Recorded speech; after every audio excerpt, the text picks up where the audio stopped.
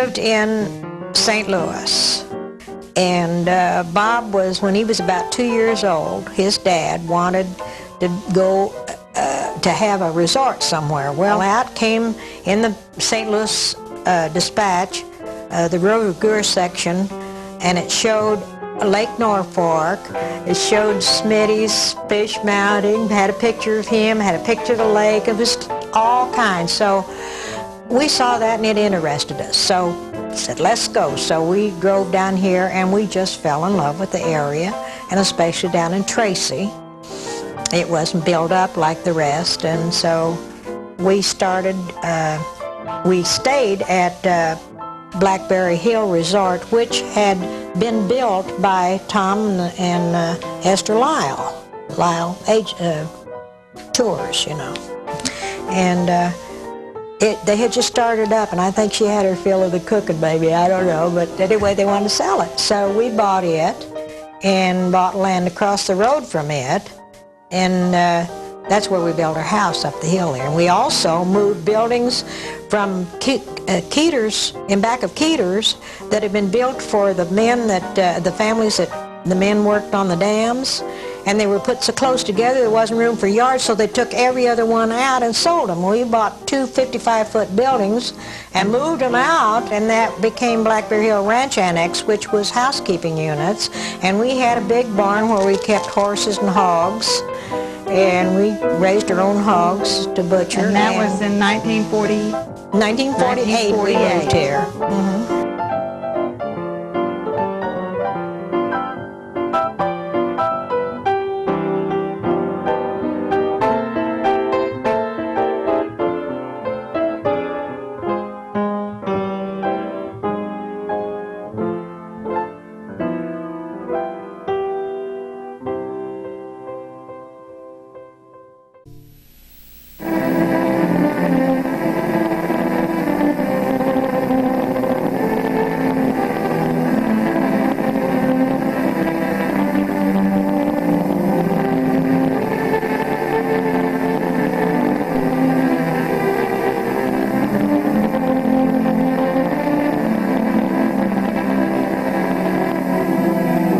Trout are where you find them, and well worth the finding to lightning on the end of a line, and they're beautiful to look at.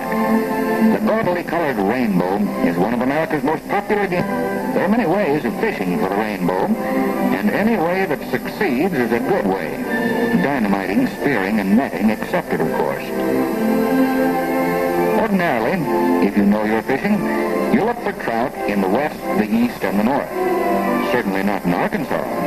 But at the moment, who cares? Those are mountains in the background, Ozark Mountains. And the scenery is uniformly good in the green Ozarks. Let's see now. Trout. Well, the fastidious rainbow likes his bath drawn at the lower end of the thermometer. Ozark streams in the past have been too warm for him. Recently, however, things have changed in Arkansas. So stick around and see a slice of the darndest most unusual trout fishing in the nation. Here, a pilgrim of the hook and line order, wending his motorized way toward the Norfork River in north-central Arkansas, right in the center of the Ozark playgrounds. He's feeling no pain, just on the loose and looking for a place to wet a line. Dismount, fisherman, and prepare to do battle. The day is young, and his blood is hot with fishing fever, for which there is no cure, only occasional relief. Hey, water. And he surmises where there's water there could be fish. Is this boy due for a shock? Let's see about this. A guy could stumble into something pretty good here. Look at him. Buster thinks he's found a stream never before fished by white men and by darn few Indians. Oh, gullible brother.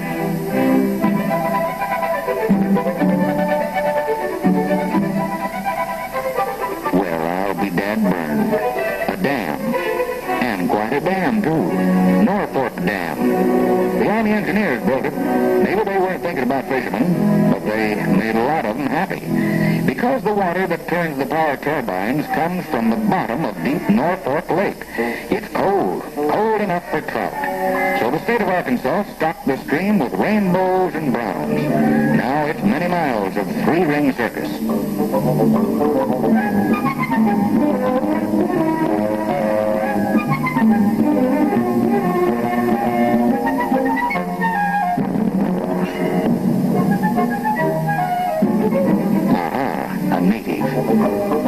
way, kind sir, don't tell me any lies. But what about fishing in this limpid rivulet? Are there fish, and can they be caught?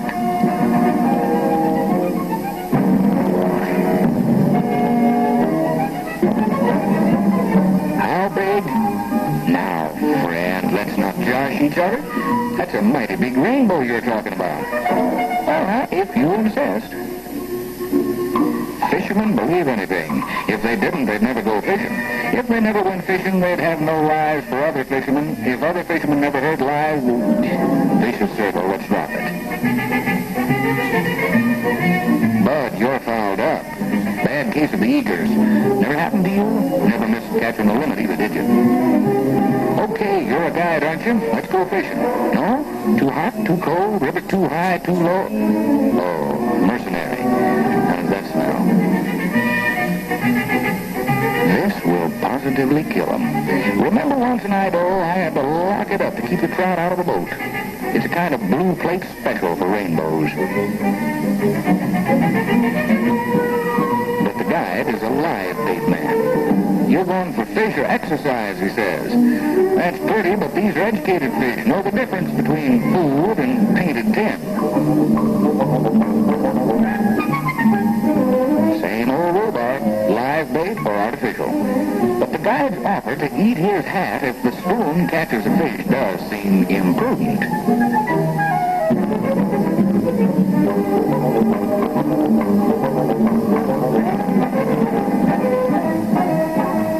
Today, there's a hat-eating wager riding on the outcome. This is plain rough and tumble fishing.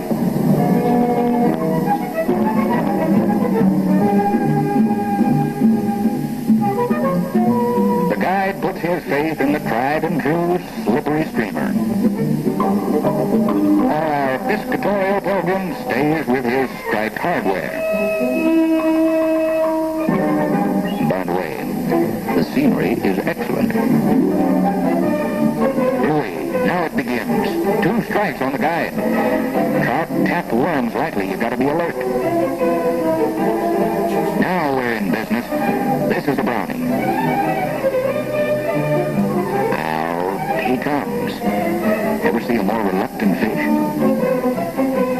Our downcast pilgrim takes a dim view. On a worm, he's thinking, of all the vulgar. A hunk of good eating here. Normally, browns don't jump like that. Maybe this one's non-union. Everybody's stringing fish, except our stubborn spoon man. A big day on the river. That guide might as well be drawing a bucket of water. What would it take to excite him? An earthquake? Or is he burning? Should have stayed in bed with a book on fishing. Sometimes the boat carries you, and sometimes you carry the boat. A mutual proposition. It goes on and on like this. Worms rampant. Hey, pour some water on that reel. This baby's in the rapids and could break off. Good fish, too. But the guide has an answer. We'll run him down and get back some of that line, or else. Now, come to Papa. Uh-oh, still mad. Be reasonable, Rainbow. You got a date with a frying pan, some cornmeal, and a cup of coffee.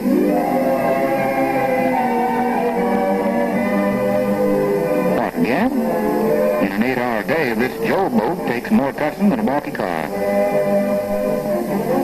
They're doing business all around him. Worm business. Our pilgrim's disposition tastes of lemon. But he keeps flinging his spoon. And this guy, with the perpetual grin, is a Topo's art guide. Never gets enough fishing. They don't come any prettier. Norfork trout grow rapidly in apparently ideal habitat with plenty of food.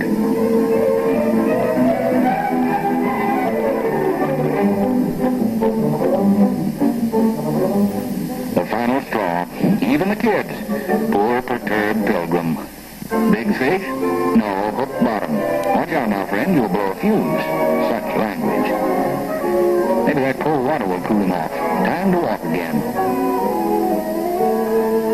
Well, anyway, they didn't have to depend on that spoon for their lunch. Good thing, too.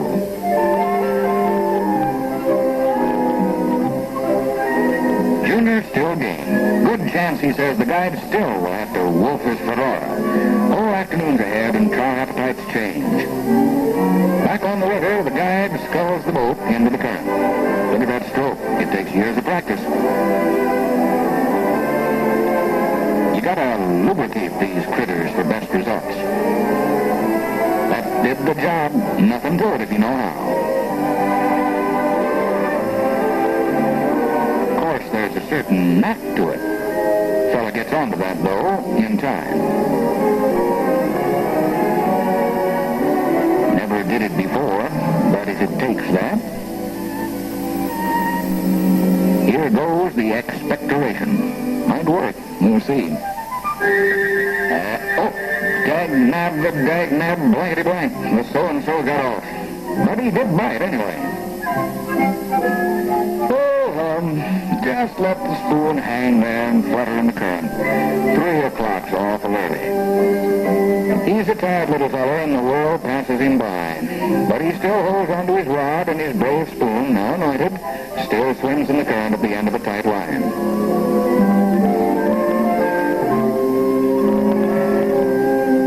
Should have gone to bed.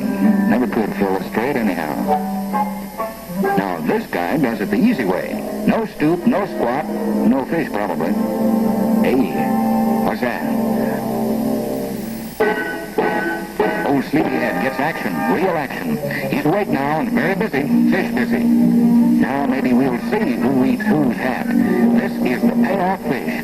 Can't lose him. A tender scene. So must Napoleon have greeted Josephine. A big moment for the fisherman and probably too for the fish. Its first kiss. Now I wonder how this would taste if... Oh no. Tides and tables turn. Who knows what did it? Why should Rainbows suddenly get a yen for painted spoon?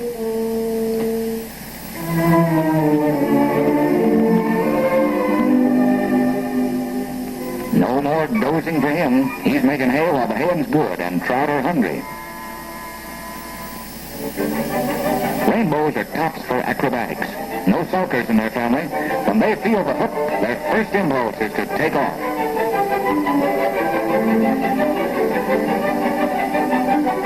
Biggest Norfork Rainbow so far around to 8 pounds. Much bigger than this. It was taken on a spoon. That's enough. Let's call it a day. Still a job of paddling down to the landing. We'll have a go at this before we quit. These backwater sloughs can get pretty hot sometimes. Action. Right off the bat.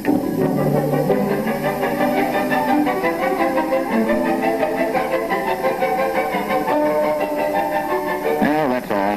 Just enough time now to get back to the landing, unload, and drive back to the lodge for a good hot dinner. The bridges mark the landing at the end of the float where Norfork River joins the White. At the end of the day on the Norfork, you know you've been fishing. All over, you know it. But chances are good that you'll have a sizable string of trout, and you'll have some bright memories of flashing rainbows. Back at the lodge on Norfork Lake, the tired fisherman and his guide look in to see what's cooking. Look at fish for dinner, and what fish. The rainbow meets his destiny. Crisp, golden brown, flavorful. Fish at its best. There's none better than the Norfork Rainbow. Fish for dinner. For the fisherman, that is. For the guide, there's another dish, which proves again that when you get out on a limb,